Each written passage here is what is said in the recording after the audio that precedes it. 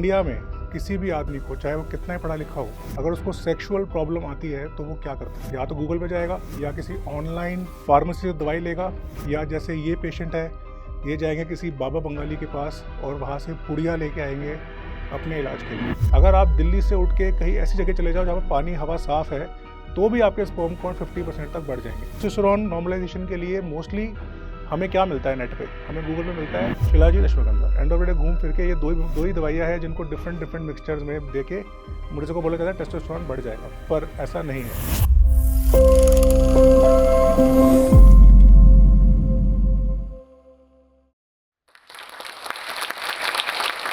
Welcome friends, आज का episode start करते हैं एक रियल लाइफ कहानी से।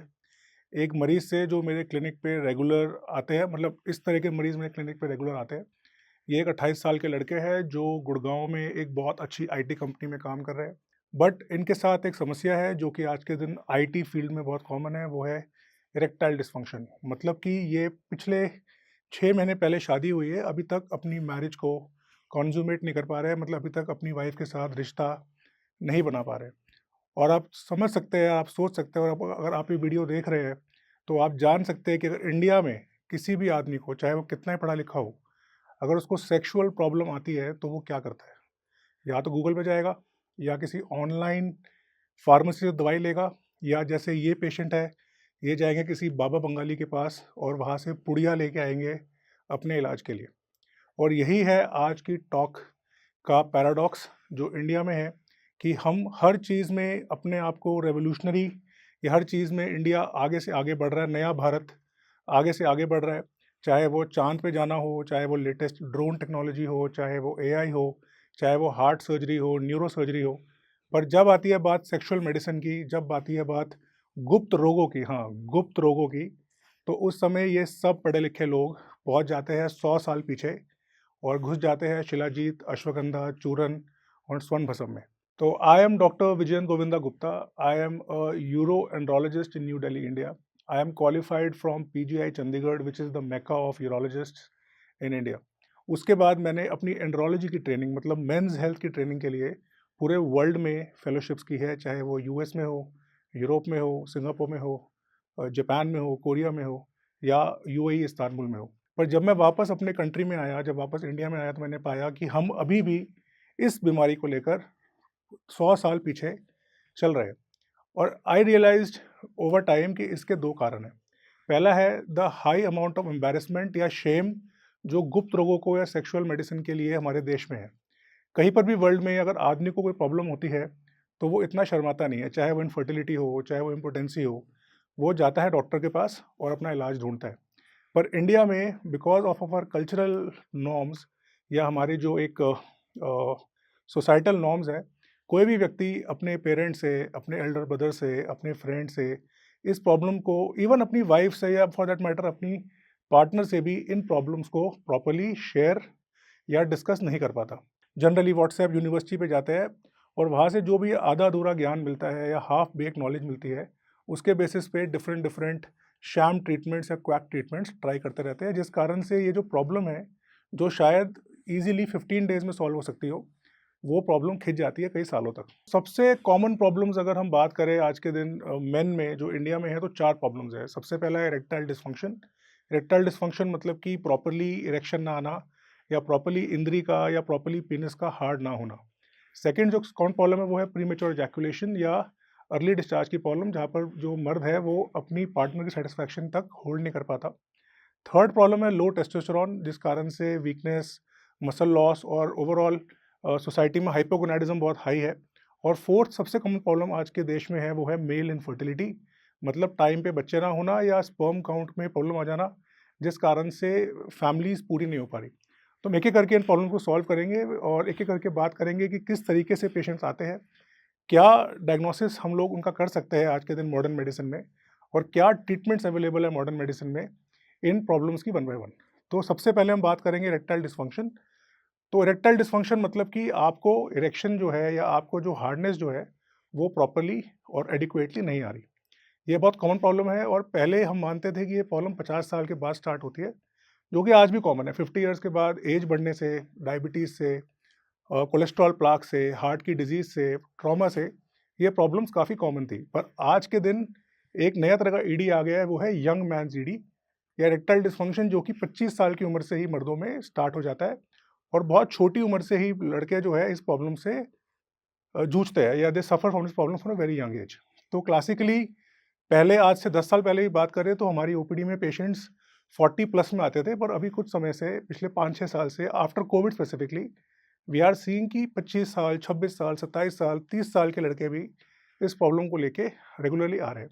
इसके कुछ कॉमन कारण हैं जो सोसाइटी में डेवलप हो गए हैं, जैसे chronic sitting, mostly desk job ज़्यादा हो गई है, ट्रैवलिंग में, क्रॉनिक सिटिंग में, सिटिंग पोस्चर बहुत ज़्यादा रहता है, जिस कारण से ब्लड पूलिंग से जो ब्लड सप्लाई है पेनिस का, वो ख़राब होता है। सेकंड है pornography addiction and hyper masturbation. Again, many young man जो कि रिलेशनशिप नहीं बना पा रहे या किसी भी कारण से, या पोर्न के ईज़ी एक्सेस से, masturbation as a problem society में बहुत ज़्यादा बढ़ गई है, जिस कारण से मेन जो है वो धीरे-धीरे बिकॉज़ ऑफ मास्टरबेशन अपनी पेनिस के हेल्दी ब्लड सप्लाई को रेगुलरली ख़राब कर रहे हैं। थर्ड है low testosterone levels because of pollution, poor diet, smoking, low vitamin D, low sun exposure. तो ये एक बहुत कॉमन कारण है जिस कारण से ईडी डेवलप हो रहा है सोसाइटी में। And the fourth is chronic stress. लंबे लंबे वर्किंग आवर्स है, एडिक्वेट अमाउंट ऑफ रेस्ट नहीं है, पूरी छुट्टियां नहीं मिलती है, नींद पूरी नहीं हो पाती है, एंड सेडेंटरी लाइफस्टाइल। यह सबसे इंपॉर्टेंट, क्योंकि आप अगर दिल्ली रहते हैं या किसी भी मेट्रोपोलिस में रहते हैं तो ट्रैवलिंग टाइम इतना है वर्क से और घरों के बीच में कि आपका जो एक मॉर्निंग एक्सरसाइज टाइम है या एक मॉर्निंग का फिजिकल एक्टिविटी टाइम है, वो ट्रैवलिंग में निकल जाता है। इस कारण से मोस्ट मेन जो क्लिनिक में आते हैं, वी फाइंड कि इनके अंदर फिजिकल एक्सरसाइज भी, even half an hour of exercise भी मिसिंग है। And because of all this parameters, जब ये लड़के एक्चुअल रिलेशनशिप में आते हैं, जब ये शादी करते हैं या नया पार्टनर बनता है, तो ये प्रॉपरली फिजिकली परफॉर्म नहीं कर पाते। एंड बिकॉज परफॉर्म नहीं कर पाते तो ये ढूंढते हैं फिर easy fix in the forms of supplements और in the forms of unproven medications. But अगर आप इनका ट्रीटमेंट के बारे में जानेंगे तो एक्सट्रीमली ईजी है, पर अगर ये प्रॉपरली ट्रीटमेंट कराए। सबसे पहले तो इनका डायग्नोसिस बनाना बहुत ज़रूरी है। तो डायग्नोसिस में हम सबसे पहले चेक करते हैं इनके टेस्टोस्टेरोन लेवल्स, इनके बॉडी में विटामिन लेवल्स, इनकी लाइफस्टाइल की असेसमेंट होती है, न्यूट्रिशनल असेसमेंट होती है, इनका rest workout schedule figure out होता है। और एक बहुत सिंपल टेस्ट होता है पेनाइल डॉपलर, जो बेसिकली एक अल्ट्रासाउंड होता है जिसके अंदर हम लिंग की ब्लड सप्लाई को, जैसे हार्ट में एको होता है या लंग्स के लिए पीएफटी होता है या किडनीज के लिए केएफटी होता है, उसी तरह एक बहुत सिंपल 10 मिनट्स के अल्ट्रासाउंड से हम पता लगा सकते हैं कि इनके अंदर ब्लड फ्लो की प्रॉब्लम आ क्यों रही है और है कितनी। और उसके बाद कई बार तो simple lifestyle changes like increasing exercise, doing Kegels, starting penile massage, quitting masturbation, supplementing vitamins, taking your testosterone on time, and maybe even some rest. These men recover fully. ये पूरे के पूरे ठीक हो जाते हैं और नॉर्मल हो जाते हैं। एक मिथ है हमारी सोसाइटी में कि अंग्रेजी दवाइयाँ लाइफ लॉन्ग लेनी पड़ेगी। इस कारण से पेशेंट्स और ये लड़के दवाइयों से भागते हैं। ये कहते हैं नहीं, दवाई खानी पड़ेगी तो लाइफ लॉन्ग खानी पड़ेगी, पर ये अंडरस्टैंड नहीं करते कि अंग्रेजी दवाइयाँ साइंटिफिक होती है। अगर आपकी प्रॉब्लम सॉल्वेबल है तो हो सकता है कि सिर्फ 15 डेज या 1 मंथ के इलाज से आपको लाइफ लॉन्ग का आराम आ जाए। तो इसलिए instead of being afraid of अंग्रेजी दवाइयाँ, आई थिंक अगर आपको इरेक्टाइल डिस्फंक्शन है तो सबसे इंपॉर्टेंट है कि अपना प्रॉपर डायग्नोसिस बनाइए और उसका एक प्रॉपर ट्रीटमेंट कीजिए। फिर सेकंड प्रॉब्लम जो आज के दिन सबसे कॉमन है, जो ईडी से ज़्यादा कॉमन है, वो है premature ejaculation.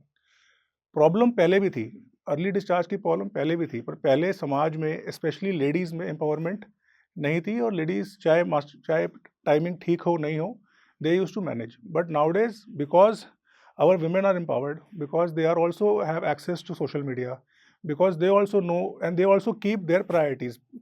PME is not a men's problem. आप समझिए, PME आदमी की प्रॉब्लम नहीं है। अगर किसी मर्द को डिस्चार्ज हो रहा है तो उसको ऑर्गेजम आ रहा है, ठीक है, तो ही इज सेटिस्फाइड। PME एक कपल्स प्रॉब्लम है। अगर आपका डिस्चार्ज टाइमिंग कम है, अगर आप रिलेशनशिप में पूर्ण समय नहीं बना पा रहे हैं, तो उसमें प्रॉब्लम आपकी वाइफ को या पार्टनर को आएगी, क्योंकि वो अपने ऑर्गेजम तक नहीं पहुंच पा रही है। जब लेडीज़ इस प्रॉब्लम को एक्सेप्ट करके अपने पार्टनर्स को कन्फ्रंट करती है, जब वो कहती है कि हाँ, मेरी सेटिस्फैक्शन भी ज़रूरी है, तब मरीज़ या मर्द अपना इलाज कराते हैं। अगर लेडीज़ इसको कन्फ्रंट नहीं करती है तो उनके लिए काम ठीक चल रहा है। मोस्ट पेशेंट्स अगेन क्लिनिक में इसलिए नहीं आते क्योंकि उन्हें कोई प्रॉब्लम है, उनके हिसाब से तो वो ठीक है।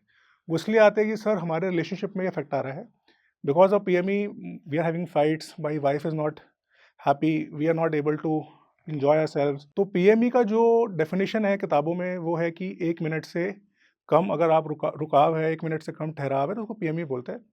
पर अगर आप किताबों की बात करें तो most man don't have PME। But अगर आप औरतों का सर्वे करें, अगर आप जितने भी पब्लिश स्टडीज़ है तो most women require 7 to 8 minutes to reach orgasm and most man don't reach that much time. तो अगर आपका टाइमिंग 8 मिनट से कम है तो डेफिनेटली आपको PME है और डेफिनेटली आपका कहीं ना कहीं पर रिलेशनशिप में कॉन्फ्लिक्ट डेवलप होगा। अब अगेन PME के लिए जो क्लासिकल ट्रीटमेंट्स है वो है कि आप इसको होल्ड एंड रिलीज करो या आप इसको मेंटली डीफोकस करो। ये ट्रीटमेंट सब 1920s 1930s में डेवलप हुए थे वेस्ट में, और ये ट्रीटमेंट्स आज भी मरीजों को ऑफर किए जाते हैं, जबकि ये ट्रीटमेंट्स यूजलेस है और ये काम नहीं करते। आज के दिन PME का कॉज आइडेंटिफाई हो चुका है। बहुत सारे कटिंग एज साइंटिफिक ट्रीटमेंट्स है जिससे मरीज ठीक हो सकते हैं। एंड अगेन PME का भी एक कंप्लीट ट्रीटमेंट अवेलेबल है। PME का ट्रीटमेंट नॉन मेडिकल, मेडिसिन और सर्जरी तीनों ही तरीकों से करना पॉसिबल है। अगर हम आपके होल्डिंग रिफ्लेक्स, मतलब अगर हम आपका जो होल्डिंग मसल है जिसको BC मसल बोलते हैं, बल्बोकेमोनोसिस मसल होता है, ये मसल बेसिकली होल्डिंग में हेल्प करता है और मोस्ट मेन में ये मसल वीक होता है। इस मसल की ट्रेनिंग कराए, अगर आपकी जो पेनिस हेड की सेंसिटिविटी है इस सेंसिटिविटी को इम्प्रूव कराए, और अगर आपकी जो ब्रेन के रिफ्लेक्सेस है, रिफ्लेक्सेस मतलब फॉर एग्जांपल आप स्विमिंग सीखने जा रहे हैं और आपको कोई फेंक दे पानी के अंदर और आपको स्विमिंग नहीं आती, तो आपके रिफ्लेक्सेस क्या होंगे? आप छटपटाएंगे, पर उससे क्या है, बाहर आने के बजाय और डूबते जाएंगे। तो यही होता है PME के अंदर भी। अगर आपके रिफ्लेक्सेस वेल ट्रेंड नहीं है तो हर बार जब आप कोशिश करते हैं होल्ड करने की तो इरेक्शन चले जाता है, इस कारण से प्रॉब्लम बढ़ जाती है। पर अगर आपके मसल रिफ्लेक्सेस को प्रॉपर्ली ट्रेन कर दिया जाए और आपको सिखा दिया जाए कैसे होल्ड कर सकते हैं, तो आप होल्ड कर जाएंगे। तो PME is not a disease, it is a learning disorder. कि मास्टरबेशन के इफेक्ट से या पुअर पेल्विक फ्लोर हेल्थ के इफेक्ट से जो आदमी है उसने होल्डिंग को कभी सीखा ही नहीं, और जब इन लोगों को बिहेवियरल थेरेपी से या रिफ्लेक्स ट्रेनिंग से इनकी ट्रेनिंग कराई जाती है तो 90% मैन सिर्फ ट्रेनिंग भर से अपने PME को क्योर कर सकते हैं। और अगर वो नहीं कर पा रहे तो आज के दिन बहुत अच्छी मेडिसिन है, जैसे SSRIs है, SNRIs है, बोटॉक्स है, PRP है, जिसके मदद से PME को कम्प्लीटली ठीक किया जा सकता है। और जिन मर्दों में ये दवाइयाँ और इंजेक्शन भी नहीं काम करते, उनके लिए हमारे पास बहुत सारी सर्जरीज़ है, जैसे सर्कमसिजन है या डॉर्सल न्यूरेक्टमी है या बल्बर स्टिच है, जिससे बहुत सारे पेशेंट्स जो है वो इससे निजात पा जाते हैं। पर अगेन हमारी कम्युनिटी में, हमारी कंट्री में, हमारी सोसाइटी में इंग्लिश मेडिसिन को लेके या साइंटिफिक ट्रीटमेंट को लेके एक डीप मिसट्रस्ट है। मरीजों को लगता है कि एक बार दवाइयाँ चालू हो गई तो हमें हमेशा खानी पड़ेगी। सेकंड है इवन द पार्टनर से कि ये आदमी तो दवाई खा रहा है, कि ये नेचुरल नहीं है। लाइफ में बीमारी कभी भी नेचुरल ठीक नहीं होती है। बीमारी है तो कोई ना कोई ट्रीटमेंट करना पड़ेगा। अगर आप ट्रीटमेंट नहीं करेंगे तो BP के लिए लोग ट्रीटमेंट करते हैं, शुगर के लिए लोग ट्रीटमेंट करते हैं, हार्ट के लोग ट्रीटमेंट करते हैं, न्यूरो के लोग ट्रीटमेंट करते हैं। पर सेक्सुअल मेडिसिन के अंदर भी आपको जानना पड़ेगा कि अगर आपकी बीमारी है तो उसका डायग्नोसिस बना के उसका प्रॉपर ट्रीटमेंट करें तो आपको एक लॉन्ग टर्म अच्छा रिलेशन और लॉन्ग टर्म अच्छी हेल्थ मिल सकती है। Testosterone, yes, testosterone is the basic male hormone. अगर हमारे हार्मोन्स के अंदर एक लिस्ट बनाई जाए कि बॉडी में सबसे इंपॉर्टेंट हार्मोन क्या है, तो जो किंग हार्मोन है वो टेस्टोस्टेरोन है, क्योंकि टेस्टोस्टेरोन ही माँ की गर्भ से बच्चे को मेल बनाता है। और टेस्टोस्टेरोन ही जो है वो मर्दाना सारे कैरेक्टर्स, चाहे वो थिंकिंग हो, चाहे वो मोटिवेशन हो, चाहे वो बॉडी का बिल्ट हो, चाहे वो दाढ़ी मूछ बाल हो, चाहे वो आपका सेक्सुअल परफॉर्मेंस हो, चाहे वो मसल मास हो, हर चीज़ कंट्रोल करता है। टेस्टोस्टेरोन इतना वाइटल हार्मोन है आदमियों के लिए कि अगर टेस्टोस्टेरोन घट जाए तो हाइपोगोनाडिज्म से सिर्फ मर्दानापन नहीं जाता है, आपकी लाइफ भी शॉर्ट हो जाती है। बहुत मरीज आज के दिन आते हैं, सर मोटिवेशन नहीं रहता, वीकनेस रहती है, पूरे दिन थकान रहती है, ऑफिस जाने का मन नहीं करता है, I don't want to get promotion, I don't want to do more work. And हम कहते नहीं ये स्ट्रेस है। नहीं, ये स्ट्रेस नहीं है, ये लो टेस्टोस्टेरोन है। तो कई बार क्या होता है, अगर हाई स्ट्रेस एनवायरनमेंट में काम कर रहे हैं तो आपके कॉर्टिसोल प्रोलैक्टिन से आपका टेस्टोस्टेरोन डिप हो जाता है, जिस कारण से आपकी कंप्लीट लाइफ चेंज हो जाती है और उसका असर सबसे ज़्यादा प्रोमिनेंटली दिखता है आपके बेडरूम में। हाँ, जहाँ पर आपको सारी problem like erectile dysfunction, poor semen quality, lack of sex desire, पूरा हार्डनेस ना आना, प्लस टाइमिंग इश्यूज डेवलप होते हैं। तो टेस्टोस्टेरोन को नॉर्मलाइज़ करना बहुत ज़रूरी है और टेस्टोस्टेरोन नॉर्मलाइज़ेशन के लिए मोस्टली हमें क्या मिलता है नेट पे? हमें गूगल पे मिलता है shilajit, ashwagandha. End of the day घूम फिर के ये 2 ही दवाइयाँ हैं जिनको डिफरेंट मिक्सचर्स में दे के मरीज़ों को बोला जाता है टेस्टोस्टेरोन बढ़ जाएगा, पर ऐसा नहीं है।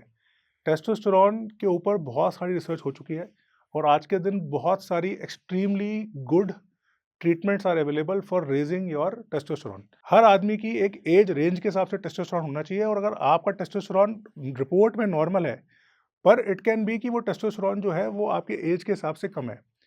तो टेस्टोस्टेरोन को नॉर्मलाइज़ कैसे करें?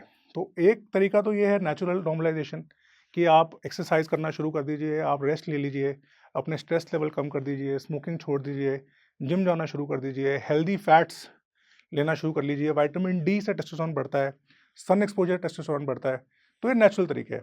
पर अगर नेचुरल के बाद नहीं बढ़ पा रहा है, आपने 3 महीना ट्राई कर लिया, नहीं बढ़ पा रहा है, तो क्या टेस्टोस्टेरोन सप्लीमेंटेशन ले सकते हैं?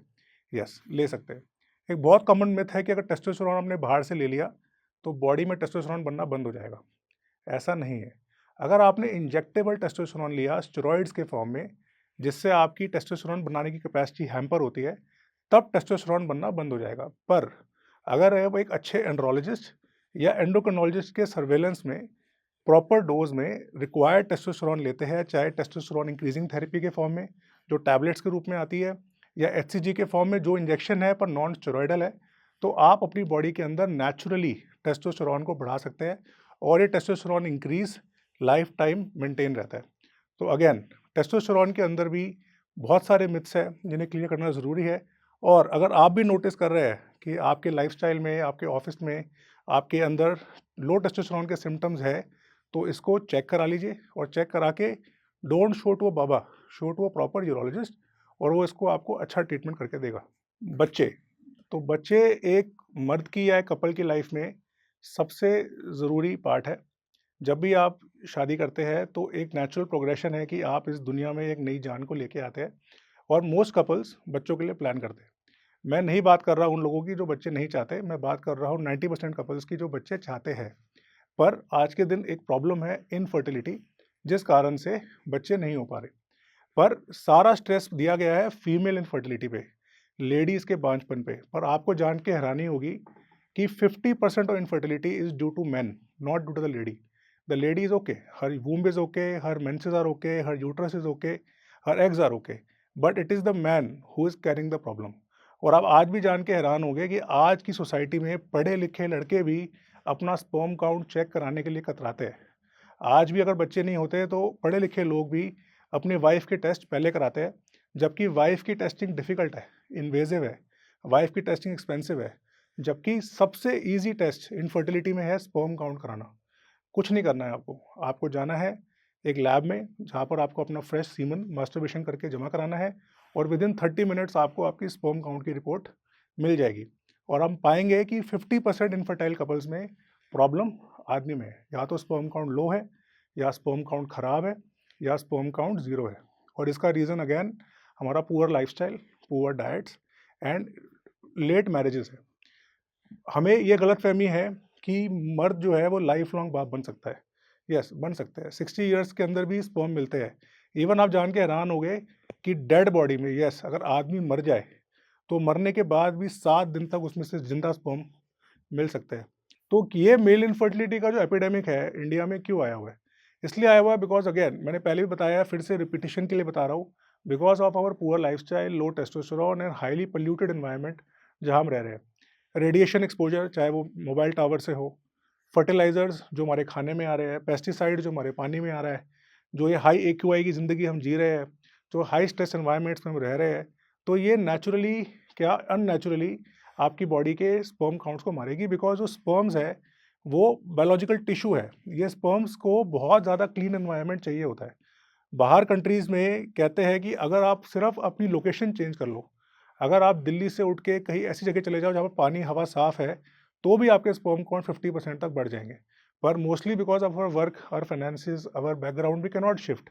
पर हम कुछ तो कर सकते हैं, हमारा पानी साफ़ कर सकते हैं, हम प्लास्टिक की बोतलों में पानी पीना बंद कर सकते हैं, हम क्लीन ऑर्गेनिक खाना खा सकते हैं, हम साफ़ घी और हेल्दी फैट्स का यूज़ कर सकते हैं, हम अपनी लाइफ में स्ट्रेस को कम कर सकते हैं, हम थोड़ी नींद बेटर कर सकते हैं और एक चीज़ ऐसी है जो हर आदमी घर बैठे कर सकता है, वो है आइसिंग। यस, जो हमारे टेस्टिस है वो शरीर के बाहर भगवान ने क्यों दिए? Engineering bye God. व्हाई? क्योंकि टेस्टिस का टेम्परेचर बॉडी टेम्परेचर से 2-3 डिग्री कम रहना चाहिए अच्छी स्पर्म प्रोडक्शन के लिए। पर आज के दिन because of again chronic sitting and tight jeans and clothes, ये टेस्टिस में टेम्परेचर बढ़ जाता है। तो अगर आप एक व्यक्ति है, आप एक आदमी है और आप चाहते हैं कि आपका स्पर्म काउंट लंबे समय अच्छा रहे, तो आप रोज़ घर आने के बाद अगर अपने टेस्टिस को आइसिंग करते हैं या टेस्टिस में आइस पैक लगाते हैं टेम्परेचर डाउन करने के लिए, तो आप पाएंगे नेचुरली 3 to 4 मंथ्स में आपका स्पर्म काउंट नॉर्मलाइज हो जाएगा या स्पर्म की मोटिलिटी इंप्रूव हो जाएगी। ये हो गए नेचुरल तरीके। पर उनका क्या, जो फैमिली प्लान कर रहे हैं और उनको इमीडिएट ट्रीटमेंट चाहिए। अगर आपको मेल इनफर्टिलिटी है और आप नेचुरली नहीं इंप्रूव कर पा रहे हैं, तो आपको जान के खुशी होगी कि आज के दिन बहुत सारी अच्छी दवाइयाँ साइंस के पास आ गई है, जिससे आप अपने स्पर्म काउंट्स को नॉर्मलाइज कर सकते हैं। इनमें अच्छे सप्लीमेंट्स हैं जैसे कोकार्निटीन, CoQ10, लाइकोपीन, L-आर्जिनिन, जो स्पर्म को बेटर करती है। और बहुत सारी अच्छी दवाइयाँ भी है जैसे क्लोमिफीन, लेट्रोजोल, HCG। फिर एक वार्निंग है, ये दवाइयाँ बता रहा हूँ आपकी नॉलेज के लिए, आप कोई भी दवाई बिना डॉक्टर की सलाह के बिना नहीं लेंगे। पर ये जानना भी ज़रूरी है कि ट्रीटमेंट है। अगर आपको मेल इनफर्टिलिटी है और कोई डॉक्टर बोल रहा है कि आपके स्पर्म नहीं मिल सकते, आप डोनर ले लीजिए, तो डोनर लेने से पहले एक अच्छे यूरोलॉजिस्ट को ज़रूर दिखाइए, क्योंकि 90% male infertility can be treated, it is curable. And हम अच्छी दवाइयों से आपके हार्मोन नॉर्मलाइज करके, आपके टेस्टिस को बेटर करके आपको अपने खुद के स्पर्म दे सकते हैं। तो अपनी बीमारी से डरना छोड़िए, क्योंकि सबसे पहला स्टेप है बीमारी को एक्सेप्ट करना, सेकेंड स्टेप है अच्छा डॉक्टर ढूंढना, और थर्ड स्टेप है ट्रीटमेंट कराना। तो एंडिंग में मैं जोश टॉक्स को थैंक यू बोलना चाहूँगा कि उन्होंने मुझे ये प्लेटफॉर्म दिया, जिससे मैं आप लोगों तक पहुँच पा रहा हूँ सेक्सुअल मेडिसिन के रेनेसां के बारे में बताने का।